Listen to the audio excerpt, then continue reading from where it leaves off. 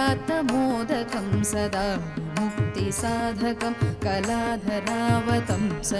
विलासि लोकरक्षकं मुदाकरात्तमोदकं सदा विमुक्तिसाधकं कलाधरावतंसकं विलासि लोकरक्षकम् अनायकैकनायकं विलासिते भदैत्यकं नदाशुभाशुनाशकं